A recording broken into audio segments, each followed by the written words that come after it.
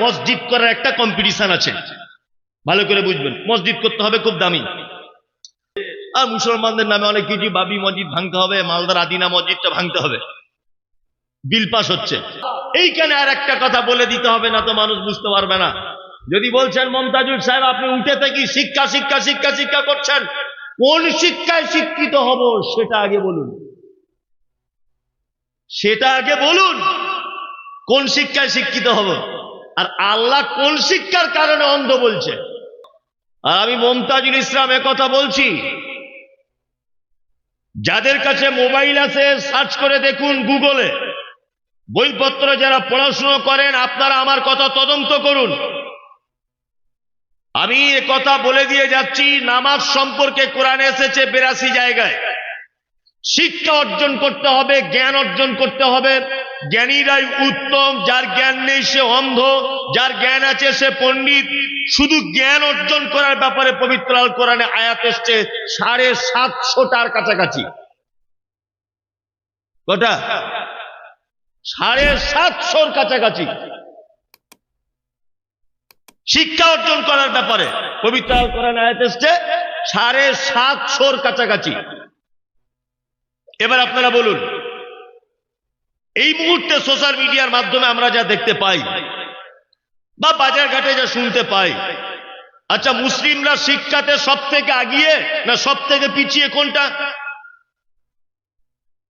বলুন? নিজের দোষটা বলতে লজ্জা লাগছে, সত্যিটা বলুন, সবার থেকে আগিয়ে না পিছিয়ে? পিছিয়ে। অথচ এই জাতির উপরে যে কেতাব এসেছে আল কোরআন, এই কেতাবের ভিতরে 750 জায়গার কাছাকাছি জ্ঞান অর্জন করার ব্যাপারে তাগিদ দেওয়া হয়েছে। আর এই জাতি সব থেকে পিছিয়ে। তবে আমরা, আমাদেরকে যতটা পিছিয়ে বলা হচ্ছে আমরা ততটা পিছিয়ে নয়, আমাদেরকে পিছিয়ে দেওয়া হচ্ছে। আমাদেরকে যতটা দেখানো হচ্ছে যে মুসলিম মানে অশিক্ষিত, মুসলিম মানে লেখাপড়া জানে না, এটা নয়। আমাদেরকে সোশ্যাল মিডিয়ার মাধ্যমে ভাবিয়ে তোলা হচ্ছে এগুলো, এছাড়া আর কিছু নয়। যাই হোক, তাহলে শিক্ষা সম্পর্কে আলোচনা করার দরকার আছে না নাই? এবার আপনারা বলুন, আছে? আছে। এইবার আপনাদেরকে আমি পবিত্র আল কোরআনের দিয়ে বক্তব্যটা শুরু করছি। মুহাম্মদ সাল্লাল্লাহু আলাইহি ওয়াসাল্লাম যে জায়গাটায় জন্মগ্রহণ করেছিলেন, এই জায়গাটার নাম কি ছিল?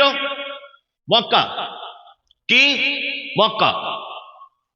আর আল্লাহ নবী সাল্লাল্লাহু আলাইহি ওয়াসাল্লাম যে যুগে তিনি জন্মগ্রহণ করেছিলেন, এই যুগটির নাম ছিল আইয়ামে জাহিলিয়াত। আমার বক্তব্য যদি শেষ পর্যন্ত ধৈর্য না থাকে, অন্তত এইটা শুনে আপনাকে উঠতে হবে, তার আগে ওঠা যাবে না। এইটা শুনতে হবে। আইয়ামে জাহিলিয়াত, এই জামানাতে আল্লাহ নবী সাল্লাল্লাহু আলাইহি ওয়াসাল্লাম পৃথিবীতে আগমন করেছিলেন। আইয়ামে জাহিলিয়াতটা কেমন ছিল? না, মানুষ এতটাই নিচে নেমেছিল। আপনারা জানেন যে পুরুষ আর নারীর একটা শারীরিক সম্পর্কের প্রয়োজন হয় নির্দিষ্ট বয়সে। বাপ তার বেটির সঙ্গে শারীরিক সম্পর্ক স্থাপন করত, ভাতিজা তার ফুপুকে নিয়ে রাত কাটাতো বৈধ মনে করে, ভাই তার বোনের সঙ্গে শারীরিক সম্পর্ক করত বৈধ মনে করে। মানুষ মারা গেলে তার মাথাটাকে কেটে মাথার মগজ বার করে দিয়ে তার মাথার এই খুবলিটাতে মদ রেখে তারা মদ পান করত। এত জাহিলিয়াত বেড়ে গিয়েছিল। আর আজ থেকে সেই জাহিলিয়াতের জামানায় প্রধান পাপ ছিল 4টি পাপ। কটি পাপ? 4টি পাপ। সর্বপ্রধান পাপ ছিল 4টি। 1, মদ পান, মনে রাখবেন। 2, ব্যভিচার। 3, সুদ। 4, চক্র বৃদ্ধি হারে সুদ। 4, গোত্তরীয় ঝামেলা, মানে এই বংশের লোক ওই বংশের সঙ্গে একটু কিছু হলে মারামারি করে দিল। আলেম ওলামারা জিজ্ঞাসা করে দেখবেন, আউস আর খাজরাত বলে 2টো গোত্র, একটা উটকে পানি পান করানোকে কেন্দ্র করে, উট সামান্য, উটকে পানি পান করানোকে কেন্দ্র করে 100 বছর তারা যুদ্ধ চালিয়েছে। দুটো গোত্র 100 বছর এইরকম গোত্রীয় ঝামেলা চলতো। ঠিক এইরকম এক কঠিন পরিস্থিতিতে মুহাম্মদ সাল্লাল্লাহু আলাইহি ওয়াসাল্লাম তিনি আস্তে আস্তে করে বড় হচ্ছেন। তিনি ছোটবেলা থেকে ছিলেন কোমল হৃদয়ের মানুষ, মিষ্টি ভাষার মানুষ। ছোট থেকে তিনি অন্যায়ের বিরুদ্ধে প্রতিবাদ করতেন, ছোট থেকে তিনি অন্যায়ের বিরুদ্ধে বলিষ্ঠ কণ্ঠে বক্তব্য রাখতেন। তাই এই অন্ধকারে নিমজ্জিত জাতিকে আলোর দিকে টেনে আনার জন্য এবং মানুষকে বিপদ থেকে বাঁচাবার জন্য, অন্যায় থেকে বাঁচাবার জন্য তখন তিনি নবী হননি, একটা সংগঠন তৈরি করেছিলেন। সংগঠনটির নাম দেওয়া হয়েছিল হিলফুল ফুজুল। এগুলো যারা ইসলামিক হিস্ট্রি জানেন আপনারা বলতে পারবেন। এই হিলফুল ফুজুল সংগঠনটি আল্লাহ নবী সাল্লাল্লাহু আলাইহি ওয়াসাল্লাম যুবকদেরকে নিয়ে পরিচালনা করতেন, যুবকদেরকে নিয়ে। আর অন্যায় যেখানে হতো আল্লাহ নবী ছেলেপিলেদেরকে নিয়ে, যুবকদেরকে নিয়ে সেইখানে অন্যায় বাধা দিতেন। আচ্ছা, মুহাম্মদ সাল্লাল্লাহু আলাইহি ওয়াসাল্লাম লেখাপড়া জানতেন? আক্ষরিক জ্ঞান ছিল না তো? এরই মাঝখানে আল্লাহ নবী সাল্লাল্লাহু আলাইহি ওয়াসাল্লাম মক্কা থেকে 3.5 কিলোমিটার দূরে জাবালে নূর বলে একটি পাহাড়, সেই জাবালে নূর পাহাড়ে আল্লাহর ধ্যান করতেন। একদা জিবরিল আমিন এলেন, আল্লাহ নবীকে বলছেন ইকরা। আল্লাহ নবী বলছেন আমি পড়তে জানি না। জিবরিল আমিন আল্লাহ নবীকে সিনার সঙ্গে চাপ দিয়ে ধরলেন, ধরে বললেন ইকরা, পড়তে জানি না। আবার জোরে চাপ দিলেন, ইকরা, পড়ুন। মুহাম্মদ সাল্লাল্লাহু আলাইহি ওয়াসাল্লাম 3 নম্বরে বললেন ইকরা বিসমি রাব্বিকাল্লাযী খলাক, খলাকাল ইনসানা মিন আলাক। 5টি আয়াত অবতীর্ণ হলো। আচ্ছা, এবার আপনাদেরকে আমি বলছি কোরআনের 5টি প্রথম আয়াত অবতীর্ণ হলো কোথায়? গারে হিরাতে। মক্কায় কটা পাপ, বড় পাপ বলেছি? 4টা। কটা? 4। মদ হারাম, ব্যভিচার বেশি ছিল, মদ ছিল, সুদ ছিল, আর গোত্রীয় ঝামেলা ছিল। আল্লাহ সুবহানাহু ওয়া তাআলা মুহাম্মদ সাল্লাল্লাহু আলাইহি ওয়াসাল্লামকে গারে হিরাতে ডেকে নিয়ে গিয়ে বলছেন আপনি জাতিকে পরিত্রাণের জন্য, একটা অন্ধকারে ডুবে যাওয়া জাতিকে আলোর দিকে টানার জন্য, একটা অপরাধে লিপ্ত জাতিকে অপরাধ মুক্ত করতে আপনি যে সংগঠনের মাধ্যমে সংগ্রাম চালিয়ে যাচ্ছেন, আপনি তো লেখাপড়া জানেন না। আপনি তো লেখাপড়া জানেন না। প্রথমে আপনি লেখাপড়া জানুন, জ্ঞান অর্জন করুন, পড়াশুনো করুন, তারপর একটা জাতিকে পরিবর্তন করার চেষ্টা করবেন, তার আগে নয়। আল্লাহ তো ইচ্ছা করলে আয়াত অবতীর্ণ করতে পারতেন আজকে থেকে মদ হারাম, তিনি আয়াত অবতীর্ণ করতে পারতেন আজকে থেকে ব্যভিচার হারাম, তিনি আয়াত অবতীর্ণ করতে পারতেন গোত্রীয় ঝামেলা হারাম, তিনি আয়াত অবতীর্ণ করতে পারতেন সুদ হারাম। সমস্ত কিছু আয়াতকে বাদ দিয়ে তিনি মুহাম্মদ সাল্লাল্লাহু আলাইহি ওয়াসাল্লামকে বলছেন ইকরা, আপনি আগে পড়াশুনো করুন। আপনি যে অসভ্য মানুষদেরকে সভ্য করতে চাইছেন, আগে আপনি পড়াশুনো করুন, তারপর পারবেন এটা, তার আগে পারবেন না। তার মানে এই ঘটনা থেকে বোঝা যায় একটা জাতিকে পরিবর্তন করতে গেলে সর্বপ্রথম হাতিয়ার হিসেবে কাজে লাগাতে হবে শিক্ষা। 2, তারপরে কাজে লাগাতে হবে যুবকদেরকে। মুহাম্মদ সাল্লাল্লাহু আলাইহি ওয়াসাল্লাম অন্ধকারে ডুবে যাওয়া মানুষদেরকে আলোর দিকে আনার জন্য কাদের নিয়ে সংগঠন করেছিলেন? যুবকদেরকে নিয়ে। আজকে মাদ্রাসা, মসজিদ, মক্তব, ঈদগাহ, জলসা, এই সমস্ত জায়গাতে আমাদের যুবকদেরকে ঝাঁপিয়ে পড়তে হবে। তাছাড়া ইসলামকে বর্তমানে টিকিয়ে রাখা বড় মুশকিল, বড় কঠিন। তবে এই বক্তব্য দিলে বয়স্ক মানুষরা রাগ করবে, বয়স্ক মানুষরা ভাববে তাহলে আমাদের আর মনে হয় কোনো দাম নাই। এই শুনুন, একটা কথা বলি, 60 বছর বয়স হয়ে গেলে সরকারি চাকরি আর থাকে না তো? তা সরকার ওকে বাদ দিয়ে দেয় কেন? জানে জোর বুদ্ধি কমে যাচ্ছে, আস্তে আস্তে চোখে কম দেখছে, কানে কম শুনছে। বাবা, তুমি আর স্কুলে এসে সর্বনাশ করো না ছাত্রদের, তুমি বাড়িতে বসে বসে অর্ধেক বেতন পাও, তবুও ভালো, আমার স্কুলে এসো না। ওই জন্য ওকে পেনশন দেওয়া হচ্ছে বাড়িতে বসে অর্ধেক, কিন্তু স্কুলে আসা যাবে না। ও আগে ট্রেন চালাতো, ও বাড়িতে বসে থাকবে, আর চালাতে পাবে না। ও সরকারি বাস চালাতো, ও আর চালাতে পাবে না। তার মানে 60 বছর বয়স হয়ে গেলে উপর মহলের বুদ্ধিজীবীরা সমীক্ষা করে দেখছে যে ওই লোকটার বুদ্ধি কমে যাচ্ছে, ওর রাগ বেড়ে যাচ্ছে, হঠাৎ পিক আপ নিয়ে নিচ্ছে, চোখে কম দেখছে, চশমা ব্যবহার করতে হচ্ছে, স্মৃতিশক্তি লোপ পাচ্ছে, এই জন্য লোকটাকে বসিয়ে দেওয়া হয়। 60 বছর বয়স তুমি বসো। মুসলিম সমাজ উন্নতি হবে কি করে? লোকটা যখন রিটায়ার করে বাড়িতে চলে এলো, 50 বছর, 60 বছর, 70 বছর বয়স, মাদ্রাসা, মসজিদ, ঈদগাহ এই সমস্ত জায়গার সেক্রেটারি কমিটি হচ্ছে, তখন কমিটিতে প্রস্তাব করা হচ্ছে 75 বছরের একজন মাস্টার মশাইয়ের নাম। ভালো করে বুঝবেন, 75 বছর কোন একজন রিটায়ারমেন্ট স্কুলের মাস্টার বা অন্য কোন ডিপার্টমেন্টে একজন চাকরিজীবীর নাম। তখন সবাই বলছে হ্যাঁ এই লোকটাই হোক, শিক্ষিত মানুষ। তা আমি বলতে চাইছি ওই লোকটার এখন বয়স 75, ও তো নিজেই ভালো করে চলতে পারছে না, দায়িত্ব কাঁধে নিয়ে কি করবে? কি করবে দায়িত্ব কাঁধে নিয়ে? মুহাম্মদ সাল্লাল্লাহু আলাইহি ওয়াসাল্লাম যে পদ্ধতি বলে গিয়ে গেছেন যে একটা জাতিকে যদি তোমরা পরিবর্তন করতে চাও, সর্বপ্রথম হাতিয়ার হিসেবে যুবকদেরকে ব্যবহার করো। যুবকদের বিপ্লবের কারণে একটা জাতির পরিবর্তন আসতে পারে। আপনারা দেখতে পেলেন না কিছুদিন আগে বাংলাদেশের এক স্বৈরাচারী সরকার আলেম ওলামাদের উপরে কি অত্যাচার নির্মম ভাবে মারছিল। আল্লামা দেলোয়ার হোসেন সাঈদীকে মারলো, বিভিন্ন আলেম ওলামাদেরকে আয়না ঘরের ভিতরে ঢুকিয়ে মারলো, বড় বড় আলেমদেরকে কোটি কোটি টাকা মামলা, মিথ্যা মামলায় ফাঁসিয়ে দিল, কত আলেম ওলামাদেরকে জেলখানাতে বন্দী করে রাখলো। ওই দেশে এই জালেম সরকার পালাতে বাধ্য হয়েছে যুবক ছেলেদের কঠিন সংগ্রামের মাধ্যমে। যুবক যদি এগিয়ে আসে তাহলে একটা জাতির পরিবর্তন করা কি সম্ভব। এদেরকে আগিয়ে আনলে 2-3টে জিনিসের উপকার। আপনাদের গ্রামে, আপনাদের এলাকায় মাঝে মধ্যে ফুটবল টুর্নামেন্ট হয়, খেলা টেলা হয়। আচ্ছা, এইগুলো দেয় কারা? বুড়োরা? কারা? যুবকেরা। আর আমার কলকাতাতে দেখেছি ফুটবল টুর্নামেন্ট যখন হয়, 2টো মেয়ে ভাড়া করা থাকে, হাফ প্যান্ট পরে থাকে, একটা করে গোল হয় আর ঝুমঝুমি বাজিয়ে নাচে।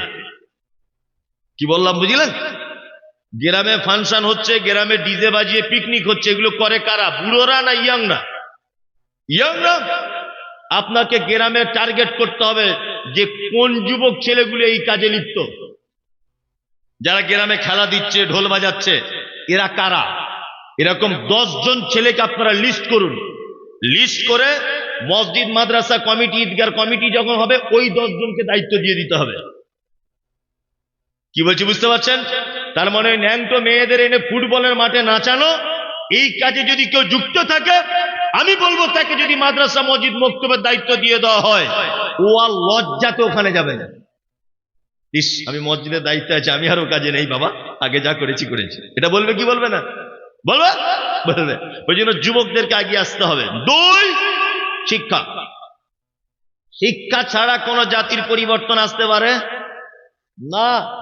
এই দেখুন পবিত্র আল কোরআন এবং হাদিসের শিক্ষার গুরুত্ব কতটা। আচ্ছা বলুন তো দেখি, কুকুর বাড়িতে লালন পালন করা বৈধ না অবৈধ? অবৈধ। হ্যাঁ, অবৈধ। আল্লাহর নবী কি বলেছেন? আল্লাহর নবী বলেছেন কেউ যদি বাড়িতে ইচ্ছা করে কুকুর যদি লালন পালন করে, ইচ্ছা করে, তাহলে প্রত্যেক দিন সকালবেলা তার আমলনামা থেকে 2টো উহুদ পাহাড়ের সমান নেকি মাইনাস করে দেওয়া হবে। প্রতিদিন 2টো উহুদ পাহাড়ের নেকি কি করা হবে? মাইনাস। যাদের বাড়িতে এরকম কুকুর টুকুর আছে, ঝাঁটা মেরে কাল সকালে বিদায় করুন। নাম্বার 2, আল্লাহ নবী সাল্লাল্লাহু আলাইহি ওয়াসাল্লাম বলছেন যে কুকুর তার মালিকের মুরগি কোনটা ওটা চেনে, আর বাইরের মুরগি ওটা চেনে। ঘরের লোককে দেখলে ডাকে না, পরের লোককে দেখলে ডাকে। মালিকের মুরগি দেখলে ধরতে যায় না, অন্যজনের মুরগি দেখলে ধরতে যায়। মালিকের ছাগল দেখলে কামড়াতে যায় না, অন্যজনের ছাগল দেখলে কামড়াতে যায়। এক কথাতে যে মালিক তার কুকুরকে ট্রেনিং দিয়েছে, শিক্ষা দিয়েছে, এটা আমার ছাগল ধরবি না, এটা আমার গরু ধরবি না, এটা আমার পোতা কামড়াবি না, এটা আমার মুরগি ধরবি না। এই ট্রেনিং যে কুকুরকে দিয়েছে তার মালিক, আল্লাহ নবী সাল্লাল্লাহু আলাইহি ওয়াসাল্লাম বলছেন ওই কুকুর তার মালিক তার বাড়িতে কাজে ব্যবহার করতে পারে। তোমার ধানের জমি, তোমার আমের বাগান, তোমার পোল্ট্রির ফার্ম, তোমার ছাগলের ফার্ম, গরুর গোয়াল ঘর, তোমার বাড়ির সিকিউরিটিতে ওই প্রশিক্ষণ প্রাপ্ত ট্রেনিংওয়ালা শিক্ষিত কুকুরকে ব্যবহার করতে পারবে, কোনো সমস্যা নেই। মুহাম্মদ সাল্লাল্লাহু আলাইহি ওয়াসাল্লাম মানুষ তো দূরের কথা, শিক্ষিত কুকুরকে পর্যন্ত সম্মানের চেয়ারে বসিয়েছেন, শিক্ষিত কুকুরকে পর্যন্ত সম্মানের চেয়ার দিয়েছেন। কি বলছি বুঝতে পারছেন তো? মানুষ শিক্ষিত অশিক্ষিত এটা তো অনেক দূরের কথা। আল্লাহ নবী বলছেন যে কুকুর ঘরের মুরগিটা বুঝে আর পরের মুরগি দেখলে কামড়াতে যায়, এই ট্রেনিংটা যে মালিক তার কুকুরকে দিয়েছে, ওই কুকুর বাড়িতে ধানের গোয়াল ঘর, গরুর গোয়াল ঘর, ধানের জমি, ওই আপনার আপেল আঙ্গুরের জমি, ওই আপনার আম বেগুনের জমি, আপনি আপনার কাজের জন্য কুকুর ব্যবহার করতে পারেন, কোনো সমস্যা নেই। কি বুঝলেন? মানে শিক্ষিত কুকুরকে পর্যন্ত মুহাম্মদ সাল্লাল্লাহু আলাইহি ওয়াসাল্লাম পারমিশন দিচ্ছেন। ইসলামের শিক্ষার গুরুত্ব কতটা বুঝতে পারছেন তো? হ্যাঁ, আমরা দিই শিক্ষিত মানুষদের মর্যাদা দিই। আজকে অশিক্ষিত মানুষদের ভিড়ে শিক্ষিত মানুষদের খুঁজে পাওয়া যায় না। আজকে কি অশিক্ষিত মানুষদের ভিড়ে শিক্ষিত মানুষদের আর খুঁজে পাওয়া যায় না। আল্লাহু আকবার। আপনাদেরকে একটা কথা বলে যাচ্ছি, শুনে রেখে দেন। বর্তমান সমাজের অবস্থা কি? শিক্ষিত মানুষকে মূল্যায়ন না করার কারণে আমাদের কত ক্ষতি হচ্ছে, এই জায়গাগুলো আপনাদেরকে ধরিয়ে দিচ্ছি। দেখুন, আমি মমতাজুল ইসলাম পচা মূর্খ, ধরে না পচা মূর্খ, আর আমার ডান দিকে বসে আছেন ইনি উচ্চ শিক্ষিত, বিশাল শিক্ষিত, ধরে না। আমরা দুজনা ভোটে দাঁড়িয়েছি, উনি দাঁড়িয়েছেন নির্দল থেকে, ধরে না, আর আমি দাঁড়িয়েছি রানিং পার্টি থেকে, যে পার্টি চলছে বর্তমানে। আমি কিন্তু পচা মূর্খ, ভালো করে বুঝবেন। উনি কিন্তু শিক্ষিত লোক। আজকে ভোট হলো, কালকে গণনা হবে। আচ্ছা বলুন তো, ভোট গণনার দিনে জেতার চান্স বেশি কার? সত্যি কথা বলুন, সত্যিটা বলুন। আমার জেতার চান্স বেশি না? অত এই পচা মূর্খ জিতবে কে? আমি মমতাজুল, আমি জিতবো। উনি জিততে পারবে না। নিয়ে এবার আমাকে জিতে গেলাম, বিশাল হই হই রই রই ব্যাপার, আমি পার্লামেন্টে চলে গেলাম, ধরে নেন। বাংলা ইংরেজি তো বুঝি না, পার্লামেন্টে গিয়ে এরকম করে বসে আছি, আর সব বিল পাস করছে, আর মুসলমানদের নামে অনেক কিছু, বাবরি মসজিদ ভাঙতে হবে, মালদার আদিনা মসজিদটা ভাঙতে হবে, বিল পাস হচ্ছে, সব এমএলএ এমপি মন্ত্রীরা সই করছে। আমি তো ইংরেজি বুঝি না, লেখাপড়া জানি না, আমি এমপি হয়ে গিয়েছি। নিয়ে আমাকে এখন পাঠিয়ে দেওয়া হয়েছে বিলটা, যে মমতাজুল তুমিও সই করো। না, আমি ঘুমের ঘরে কোনো রকম পড়াশোনা জানি না, কোনো রকম এদিক ওদিক করে টেড়া করে লিখে দিয়েছি মমতাজুল ইসলাম। সকালবেলাতে সোশ্যাল মিডিয়াতে প্রচার, যাকে ভোট দিয়ে আমরা এমপি করলাম সে আদিনা মসজিদ ভাঙার সই করে দিল। একেবারে হই হই রই রই রই রই রই রই। এই বোকা কোথাকারে, আমি সই করেছি, আমার দোষ কোথায়? তুমি আমাকে পাঠালে কেন ওই জায়গায়? তুমি আমাকে পাঠালে কেন ওই জায়গাতে? আমার আফসোস লাগে, এসআইআর এর ফর্ম ফিল আপ চলছে, প্রধান ফর্ম ফিল আপ করতে পারে না, প্রধান এসআইআর এর ফর্ম ফিল আপ করতে পারে না। গ্রাম পঞ্চায়েত এসআইআর এর ফর্ম ফিল আপ করতে জানে না, অথচ তার এগেইনস্টে একটা উচ্চ শিক্ষিত লোক ভোটে দাঁড়িয়েছিল, তাকে জাতি মূল্যায়ন করেনি, তাকে দামই দেয়নি।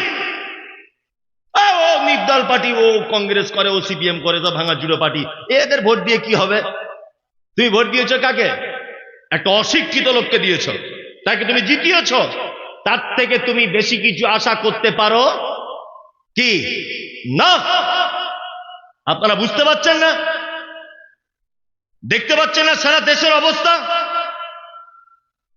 1947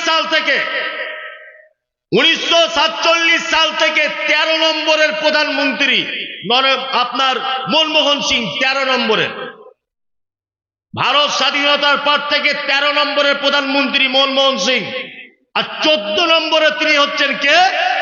নরেন্দ্র মোদী।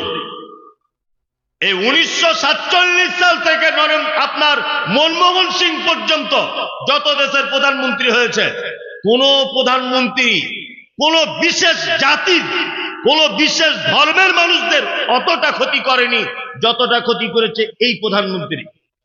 কারণ কি জানেন? একটা জায়গায় দোষ আছে, তিনি যে পণ্ডিত মানুষ নন, এই জন্য ওনার কাছে আমরা ভালো কিছু আশা করতেও পারি না। তবে পণ্ডিত না হতে পারে, এর মতো ঘুঘু আর কেউ নাই, এক কঠিন ঘুঘু। কি বললাম বুঝলেন তো? মানে যত ব্রিটিশদের পরে পরে যদি ভারতবর্ষে কেউ বুদ্ধি ধরে, তাই প্রধানমন্ত্রী। এত বুদ্ধি, যেখানে যাচ্ছে শুধু হিন্দু আর মুসলমান, হিন্দু আর মুসলমান। কারণ কি বলেন তো? সে জানে 180 বছরের ক্ষমতা ব্রিটিশদের। এই হিন্দু মুসলিম এরা যৌথভাবে আন্দোলন করে, সংগ্রাম করে ব্রিটিশদেরকে দেশ ছাড়া করে স্বাধীনতা লাভ করেছে। এরা হিন্দু মুসলিম যৌথ আন্দোলনে। ভারতের সরকার তিনিও জানেন যে হিন্দু মুসলিমের পিরিত যদি ভালো রাখা যায়, তাহলে আমি যে সর্বনাশ করছি, আমার বিরুদ্ধে এমন আন্দোলন করবে, আমিও টিকতে পারবো না। ওই জন্য সব সমাজে দেখবেন হিন্দু মুসলিম একটা বিরোধ লাগিয়ে রেখেছে, কেউ যেন কারোর সঙ্গে না মিল খায় কখনো। এটা একটা চক্রান্ত। যে কথা আপনাকে বলছিলাম, শিক্ষার মর্যাদা কত আল্লাহ সুবহানাহু ওয়া তাআলা পবিত্র আল কোরআনের ভিতরে বলছেন। এক, কুল হাল ইয়াস্তাবিল্লাযীনা ইয়ালামুনা ওয়াল্লাযীনা লা ইয়ালামুন। আল্লাহ তাআলা বলছেন, যারা জানে আর যারা জানে না, এরা দুজন কি সমান? কখনই সমান হতে পারে না। আল্লাহ অন্যত্তরে বলছেন, কুল হাল ইয়াস্তাবিল আমা ওয়াল বাসীর ওয়াজ যুলুমাতু ওয়ান নূর। যারা জানে তারা চোখওয়ালা লোকের মতো, যারা জানে না তারা অন্ধ লোকের মতো। কে বলছেন এটা? কে বলছেন? আল্লাহ। তাহলে যে শিক্ষিত সে চোখওয়ালা লোক, আর যে অশিক্ষিত সে অন্ধ লোক। কে বলছেন এটা? আল্লাহ। এইখানে আর একটা কথা বলে দিতে হবে, না তো মানুষ বুঝতে পারবে না। যদি বলছেন মমতাজুল সাহেব আপনি উঠে থেকে শিক্ষা শিক্ষা শিক্ষা শিক্ষা করছেন, কোন শিক্ষায় শিক্ষিত হব সেটা আগে বলুন। সেটা আগে বলুন, কোন শিক্ষায় শিক্ষিত হব। আর আল্লাহ কোন শিক্ষার কারণে অন্ধ বলছে? আপনাকে এবার বলি, মুহাম্মদ সাল্লাল্লাহু আলাইহি ওয়াসাল্লাম তিনি বলেছেন, তালাবুল ইলমি ফারিদাতুন আলা কুল্লি মুসলিমিন।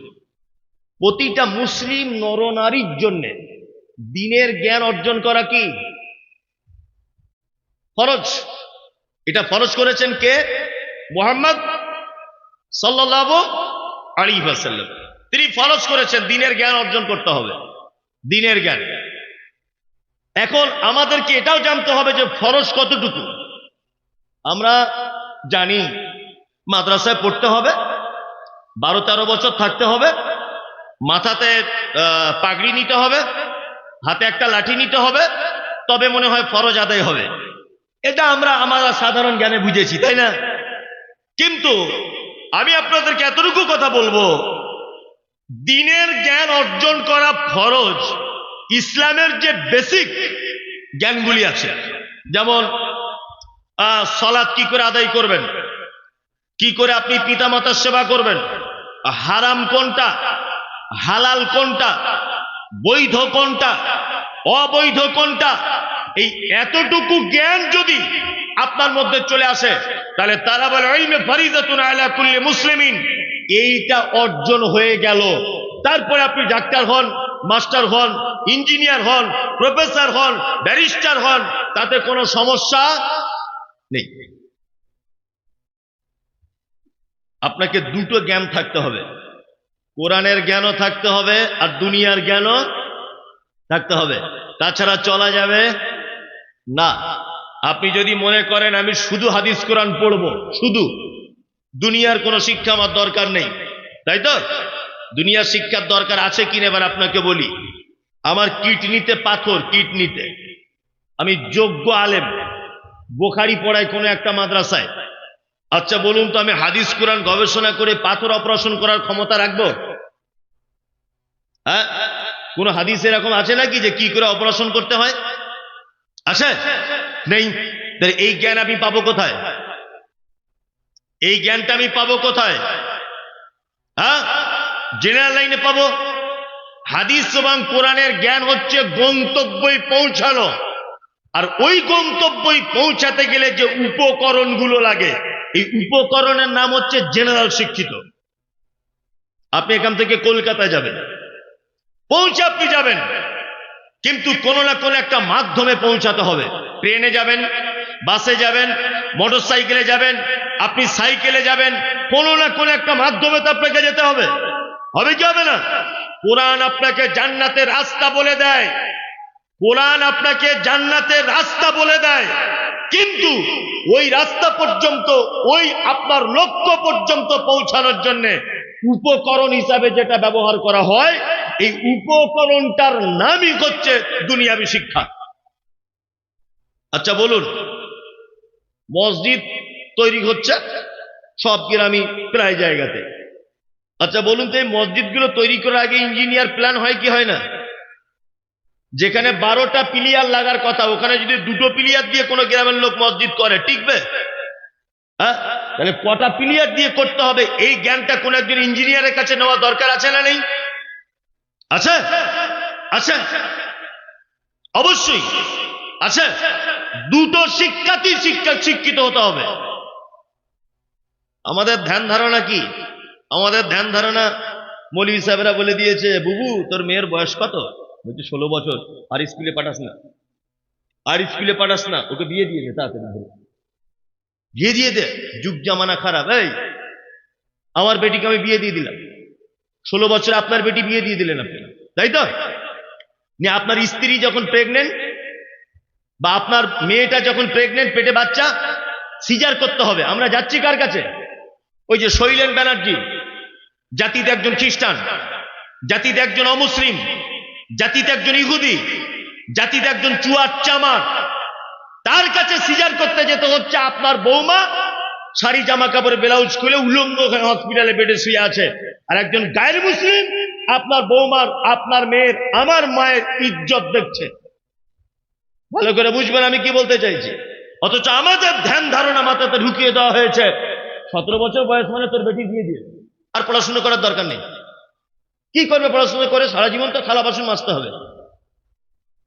ওর বাপের আর মায়ের মাথাটা খেয়ে 12টা বাজিয়ে মেয়েটা বিয়ে দিয়ে দিল।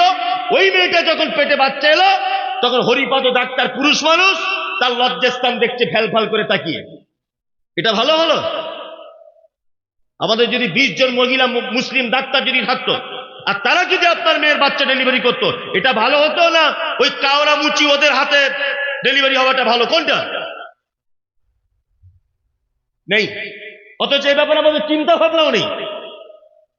শুধু বলছে তোর মেয়েকে বিয়ে দিয়ে দেয়, আর দেখতে ভালো, চামড়াটা পরিষ্কার, আলহামদুলিল্লাহ, রূপটাও ভালো, বলছে বিয়ে দিয়ে দেয়। আবার আপনার মেয়ে পর্দা মেনটেন করে ও কলেজে যাচ্ছে, উচ্চশিক্ষায় শিক্ষিত হচ্ছে, পাশের বাড়ির মেয়েরা আবার ওকে থেকে টিটকারি করছে, বাবা ও যেন রাষ্ট্রপতি হবে, এত কলেজের ঢং কিসে যা। অথচ নিজের সবকিছু হেফাজত করেই যাচ্ছে। অসুবিধা কোথায়? অসুবিধাটা কোথায়? শুনুন একটা কথা বলি, শিক্ষা অর্জন ছাড়া আপনার একটা ইবাদত কবুল হবে না, একটা ইবাদত কবুল হবে না। এই মমতাজুল ইসলামের কথা বলে গেলাম, এখানে আলেম ওলামারা আছেন, আমার কথা আপনাদের কাছে কতটা গ্রান্টেড হবে এটা আমার জানা নেই, তবে আমি যে যুক্তিটা ব্যবহার করছি এটা দেখুন তো কেমন লাগে। আজকে সারা ভারতবর্ষ জুড়ে, সারা পৃথিবী জুড়ে, প্রত্যেক গ্রামে পাড়াতে, এই গ্রাম সেই গ্রাম, মসজিদ করার একটা কম্পিটিশন আছে। ভালো করে বুঝবেন, মসজিদ করতে হবে খুব দামি। আলহামদুলিল্লাহ মসজিদ হচ্ছে, প্রত্যেক গ্রামই হচ্ছে, উন্নত মানের মসজিদ হচ্ছে, কিন্তু বড় দুঃখের ব্যাপার যে ওই মসজিদের আন্ডারে একটা মক্তব নেই ভালো, যেখানে কোরআন শিক্ষার ব্যবস্থা। ভালো করে বুঝবেন শিক্ষার কত গুরুত্ব। আল্লাহ নবী সাল্লাল্লাহু আলাইহি ওয়াসাল্লাম দাঁড়িয়ে আছেন, বুঝুন ভালো করে। আল্লাহর নবী একটা লোককে দেখছেন, লোকটা মসজিদে 2 রাকাত নামাজ পড়েছে, নিজে চোখে দেখলেন। লোকটা এসেছে আল্লাহর নবীর কাছে, আল্লাহর নবী বলছেন তুমি নামাজ পড়েছ? লোকটা বলছে পড়েছি। আল্লাহর নবী বলছেন ফাইন্নাকা লাম তুসাল্লি, তুমি সালাত আদায় করোনি, তুমি নামাজ পড়োইনি। লোকটা আবার এসেছে, গিয়ে 2 রাকাত নামাজ পড়লো, আবার আল্লাহর নবীর কাছে এসেছে, আল্লাহ নবী তাকে জিজ্ঞাসা করছেন তুমি নামাজ পড়েছো? লোকটা বলছে নামাজ পড়েছি। আল্লাহ নবী বলছেন তুমি নামাজ পড়োইনি। আল্লাহ নবী নিজের চোখে দেখলেন লোকটা নামাজ পড়েছে, তারপরেও আল্লাহ নবী সাল্লাল্লাহু আলাইহি ওয়াসাল্লাম তার নামাজ পড়াটাকে একেবারে উড়িয়ে দিচ্ছেন, তুমি নামাজ পড়োনি। কারণ কি বলুন তো? কারণ একটা, সাল্লু কামা রাআইতুমুনি উসাল্লি, তোমরা ওইভাবে নামাজ পড়ো যেভাবে তোমরা আমাকে পড়তে দেখেছো। ভালো করে বুঝবেন। তার মানে লোকটা নামাজ পড়ছিল, লোকটা নামাজ আল্লাহর নবীর পদ্ধতিতে হয়নি। এবার আমি মমতাজুল মসজিদে নামাজ পড়তে গেলাম, আল্লাহু আকবার বলে যদি হাতটা এরকম করে বাঁধি, হবে না? কেন হবে না? কেন হবে না? কেন? আল্লাহর নবীর পদ্ধতি নয়। তার মানে নামাজ পড়ার আগে নামাজ পড়ার শিক্ষাটা আগে গ্রহণ করতে হবে, কি পদ্ধতিতে পড়তে হয়। বলছে 5 লাখ টাকা খরচা করেছি, মৌলভী সাহেব দোয়া করবেন একটু হজে যাবো। যাও, প্রতি বছরে যাও, হজে যাও, তোমার কে মানা করেছে? আচ্ছা বলুন, হজ করতে যাওয়ার আগে হজের সমস্ত পদ্ধতিটা আগে জানা দরকার আছে না নেই? বিনা পদ্ধতিতে গিয়ে যদি ওখানে করে হজ কবুল হবে? হবে না তো। বিনা পদ্ধতিতে কেউ যদি নামাজ পড়ে তার নামাজ কবুল হবে? হবে না তো। যেখানে যে দোয়া বলার দরকার সেই দোয়া সেখানে বলে না বললে নামাজ হবে? হবে না। তার মানে নামাজ একটা বড় ইবাদত, কিন্তু ওই ইবাদতের উপকরণ দোয়া দরুদ পদ্ধতি এই শিক্ষা যদি আপনার ভিতরে না থাকে, তার মানে আপনার নামাজ পড়ার কোনো লাভ হলো না। চাচার দেখছি এইখানে একেবারে আলুর মতো ফুলে গেছে, কালো হয়ে। ভালো করে বুঝবেন। চাচার কত বছর নামাজ পড়ছো বাপ? বলছে 60 বছর হবে মৌলভী সাহেব। 50 বছর হবে, আমার 70 বছর বয়স, এখন 20 বছর থেকে ধরেছি। বাপ একটু সূরা ফাতিহাটা বলো না। বলছে বেটা ওটা জানি না। আচ্ছা আচ্ছা আচ্ছা আচ্ছা মামা আত্মাইয়াতটা জানো? হয়েছে বাপ ওটা তো জিভ ভরে না। বায়েদ বাইনিটা জানো? ওটাও জানি না, ওটাও জানি না।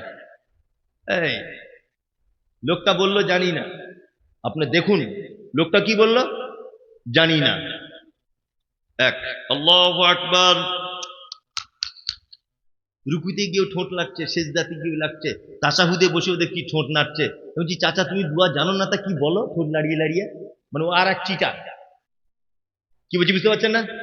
ও দুয়া জানে না স্বীকার করেছে, আবার ওখানে গিয়ে আবার ঠিক জায়গায় জায়গায় ঠোঁটও লাগছে। তো বলে কি? ও বলে কি? তুমি যে 50 বছর নামাজ পড়েছো, দুয়া দরুদ কিছু জানো না, তোমার একদিনের নামাজ কবুল হয়েছে কিনা একবার ভালো করে দেখবে দূরবীন নিয়ে। তার মানে মসজিদে ঢোকার আগে নামাজ পড়ার পদ্ধতির জ্ঞান অর্জন করতে হবে।